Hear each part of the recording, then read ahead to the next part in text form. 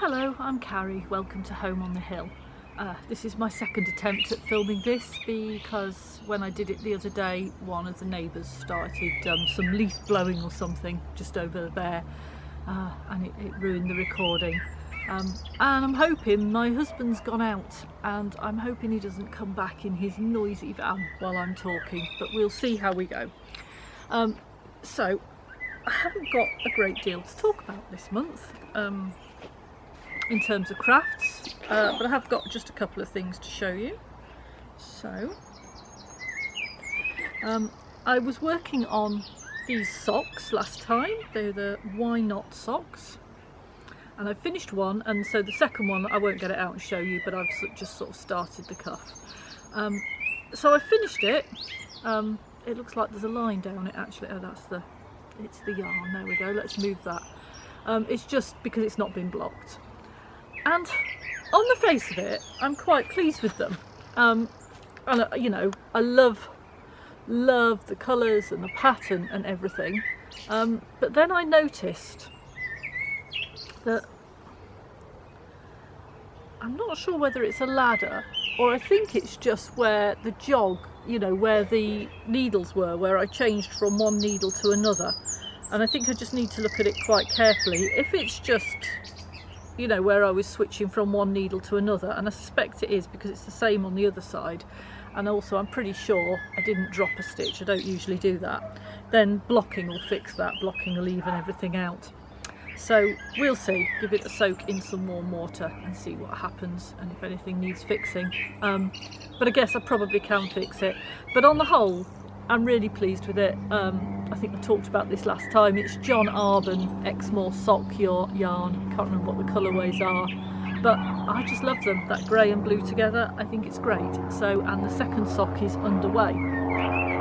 However, I have not done much knitting on the second sock lately because I've got a little bit obsessed with my meadow moon. And I think last time I just showed you the yarns and the pattern, but this is the first time I've ever done a yoked sweater, and I finished the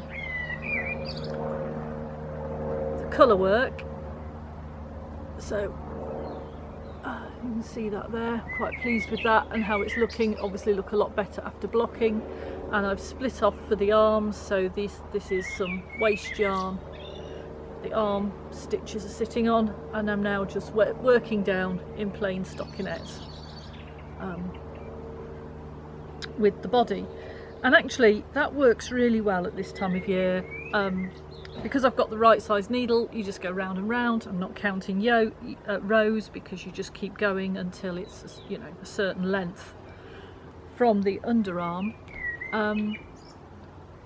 And what date is it today? It's the 4th of June, I think, Friday the 4th of June. Obviously it's really light and there's a lot going on in the garden. I'm also pretty busy at work and with some personal projects, so I'm finding by the time I sit down in the evening, I guess in the winter I'll probably sit down a bit earlier, I'm not so tired. In the summer I'm sitting down somewhere between 9 and 10 o'clock and I'm pretty tired, and just knitting round and round and round without thinking suits me just fine. So that's all the crafts I've got to show you. I'm going to try and take a piece of film. So I finished a cardigan. I think I talked about it last time and it wasn't blocked, but it is now and it's finished. So I'm going to try and take a separate piece of film for that, and then try and have a go at doing a voiceover. We'll see how that goes.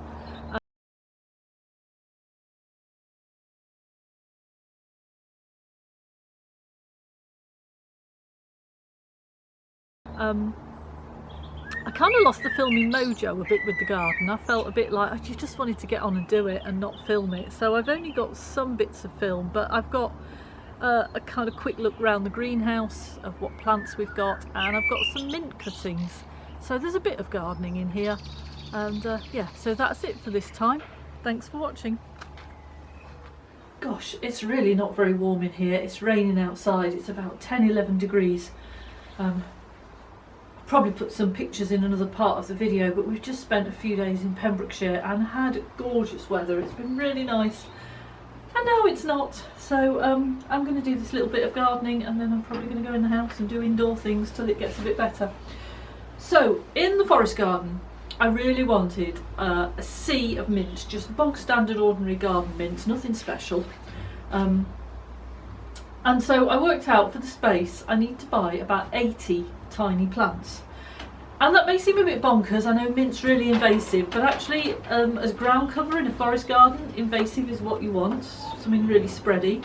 And it's fine down there, you know, it's not going to spread into any beds or anything, it'll be fine. So I needed about 80 plants. But obviously that's quite expensive to buy retail when they're, you know, a couple of quid each. So I thought, no, I'm not paying retail, I'll look for like some smaller plug plants. Somebody must supply, you know, a larger amount at a lower price. But I simply couldn't find anywhere. I found one place that said that they'd be happy to propagate some for me. So I inquired with them and they came back and said, yes, we can do it. And I responded, yes, great, I want 80, how much? No response. I haven't chased it, you know, I just kind of think, well, you know, if you can't be bothered to reply and respond to your emails, you clearly don't want the work.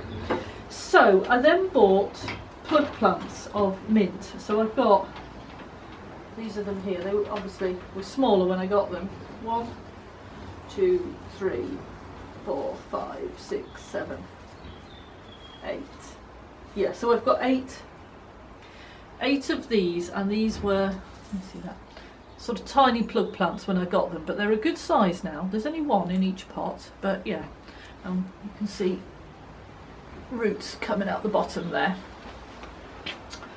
So I'm basically going to try and propagate these. So what I'm going to do is, there's 4 spikes there, chop the spikes off and pop them in some water. So I've never tried this before, that basically if you stick sprigs of mint in a jar of water on your windowsill, it will root. So I just went to look for a jar and found one that used to be mint sauce. So I thought that's appropriate, that's the one we'll use.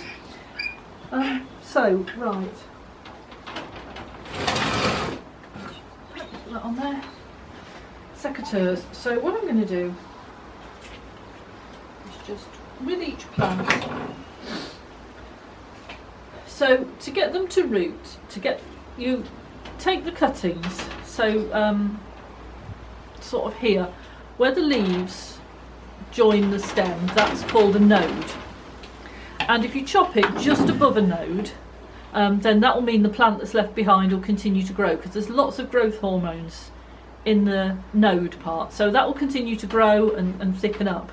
And then the bit that I want to grow, I then sort of chop the next bit off, so I'm chopping it just below a root node, a leaf node, and then stick that in the water. So that's what I'm going to do with all of these plants.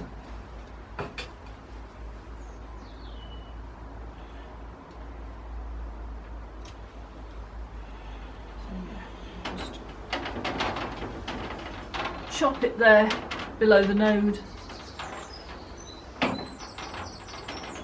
should have something in here for compost, because I'm just going to pull these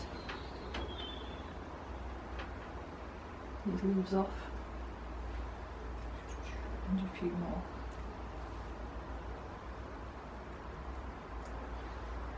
And stick it in the water. There's a bit too much water maybe.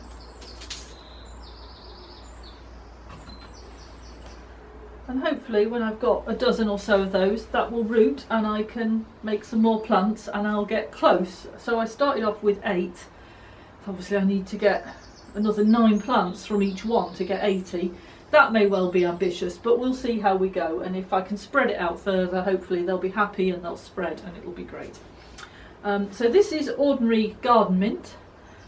And I've also got outside some Moroccan mint. So I had some Moroccan mint in a tub container round the back of the house, but it's a bit too shady and it really hasn't thrived, and in fact it might all have died. But I'd taken some cuttings, which are over there, growing nicely. So I'm going to do the same with those, chop that and try and multiply that up as well. It's hard to believe, isn't it, that I'm struggling to grow mint, but there you go. But also there's 2 plants there, so I'm going to put one in a pot So on the floor here, you can't see them, but my husband's overwintered all his geraniums and fuchsias and things. And there's a pot here, we can see. I think this was a fuchsia and it has not made it through the winter. So I'm going to be repurposing that pot for my Moroccan mint and put that up by the house where it's really accessible for cups of tea. So that's what I'm doing. Get on with propagating the mint.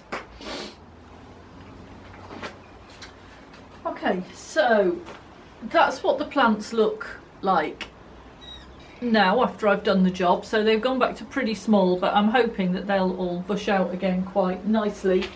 Obviously they are in the protected environment of the greenhouse. And although it's cool today, we've had a lot of sort of sunshine and showers, which is excellent for them. They've grown loads in the last few days. And these are the kind of cuttings that I have taken. And I've stuffed these.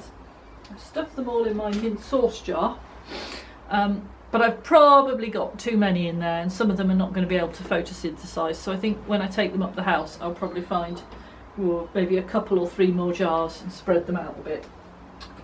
So yeah, but that's the mint propagating. Right, I'm going to try the same with the Moroccan mint next.